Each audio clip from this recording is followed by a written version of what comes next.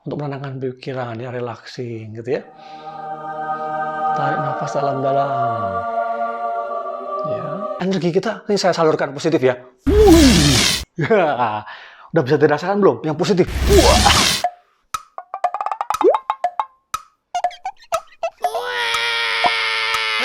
Bagaimana mengatasi overthinking menghadapi sidang proposal skripsi?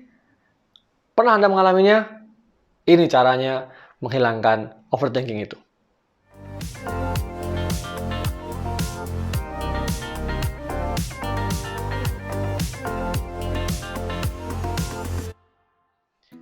Saya Tirta Musitama, selamat datang di channel ini. Channel ini membahas tentang kesuksesan Anda belajar kuliah di perguruan tinggi. Khususnya saat ini kita bahas bagaimana Anda sukses menyelesaikan tugas akhir.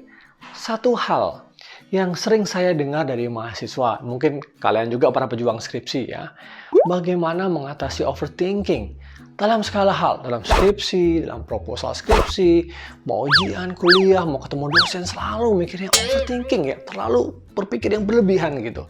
Nah, ini ada beberapa tips yang bisa kalian, para pejuang skripsi lakukan untuk membantu menghilangkannya. Yang pertama, mindset Anda. Tata lagi mindset Anda, cara berpikir Anda, bahwa sesuatu itu semua baik-baik saja. All is well. Semua baik. Berpikir hal yang baik, merasakan hal yang baik. Dan tidak akan terjadi apa-apa. Kalau misalnya besok nih Anda mau menghadapi sidang proposal gitu ya. Anda berpikir yang, wah jangan-jangan gitu kan ya. Kalau overthinking ya, jangan-jangan nanti dosennya marah, jangan-jangan nanti penelitian saya ini nggak benar, jangan-jangan proposal saya ini kurang. Selalu berpikir seperti itu. Padahal semua nanti baik-baik saja.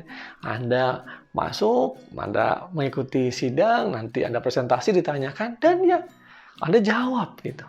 Ya, jadi Anda harus punya keyakinan ya bahwa semuanya akan baik-baik saja. Itu penting dulu. Tata pikiran Anda, tata rasa Anda bahwa ya semua akan saya lalui dengan lancar. Semua saya lalui dengan baik. Jadi saya nggak terlalu berpikir yang berlebihan. Nah, itu tips yang pertama ya. Start dari mindset ya. Terus masuk ke sini nih, ke dalam hati gimana rasanya agar kamu merasakannya bahwa oh ya, saya tenang, saya santai gitu ya. Nggak akan terjadi apa-apa. Oke?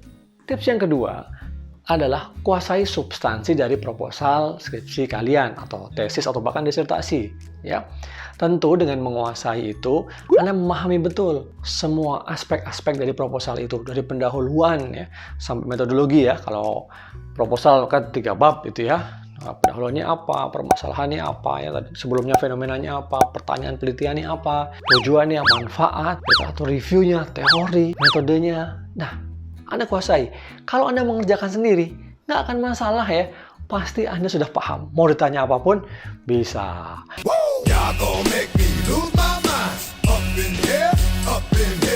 Saya bisa dong, itu mah gampang. Bapak pembimbing mau tanya apa? Saya jawab. Ibu penguji mau tanya yang mana? Saya akan jawab. Gitu ya. Anda yakin Anda kuasai dari proposal Anda. Jadi secara substansi, Anda kuasai itu. Nah, dengan menguasai substansi, itu memupuk percaya diri kalian. Udah tahu kok, udah bisa, saya kerjakan sendiri kok. Saya menguasai semuanya dari awal sampai akhir. Apa yang harus saya takutkan? Nah, itu tips yang kedua. Tips yang ketiga, identifikasi rasa kekhawatiran Anda itu tentang apa. Rasa ketakutan Anda tentang apa. Misalnya itu ada ya, kan Anda berpikir, wah jangan-jangan. Nah, jangan-jangannya itu apa gitu. Coba pikirkan ya. Misalnya saya takut ya kalau nanti ditanya soal metodologi. Misalnya, saya takut kalau nanti dosen pembimbing membuli saya. Wah, kok membuli? Nggak boleh ya. Saya takut, saya khawatir kalau topik saya ini jelek gitu. Nah, misalnya itu ya, Anda cari, identifikasi hal-hal itu. Kemudian Anda renungkan. Finally, inner peace. Pikirkan tenang, duduk, ya kan? Merenung, ambil kopi kah, ambil teh kah, ambil apa ya, air putih hangat, ya. Mungkin di situ ada makanan apa, donat, pisang goreng, sukun, apapun, ya, apa yang Anda suka gitu ya. Terus coba dilihat daftar itu, ya. Kemudian, masa sih kalau dosen tanya tentang metodologi, toh saya sudah buat tadi. Sebelumnya soal substansi sudah saya kuasai, nggak ada masalah dong. Nah, gitu ya. Kalau juga misalnya, oh saya ditanya tentang topiknya menarik gak sih? Nah coba kita lihat, wah topiknya saat ini sangat relevan karena berkaitan dengan COVID-19 misalnya. Dampak COVID-19 terhadap pembelajaran. Nah ini kan menarik, semua pengen tahu bagaimana pembelajaran dilaksanakan dalam suasana COVID. Kalau Anda sudah tahu mengidentifikasi dan tahu jawabannya, Anda coret itu. Ya, listnya tadi coret. Nah, itu ya tips yang ketiga. Identifikasi apa yang membuat Anda khawatir, yang sehingga membuat Anda overthinking. Setelah di list, Anda renungkan, Anda coret, Anda oke, nggak perlu ada itu. Ya, jadi ada proses perenungan, jadi tidak terlalu memikirkan hal-hal yang berlebihan. Ya. Nah, tentu membuat listnya juga nggak usah banyak-banyak, ntar dicari-cari dari, wah tadi 3 ya, kayaknya ini juga 4, ini juga 5, ini akhirnya ada 100 list. Benar-benar Anda pusing. Tadi identifikasi itu hanya untuk membuat kita membantu meringankan ya. Bahwa kita mampu mengidentifikasi apa sih sebenarnya yang membuat kita takut, yang membuat kita terlalu berpikir negatif gitu. Nah, itu ya tips yang ketiga. Tips yang keempat adalah coba lakukan hal-hal yang membuat Anda rileks. Kalian rileks. Misalnya apa? Olahraga.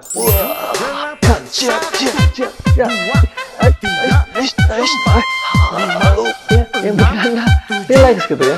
Atau Anda mau misalnya menyanyi. Wahai para pejuang skripsi, jangan berhenti, teruslah menulis. Misalnya, hal yang membuat Anda happy, yang membuat Anda ya tidak terlalu tertekan kira-kira gitu ya, tidak terlalu memikirkan hal-hal yang negatif tadi. Lupa sejenak gitu.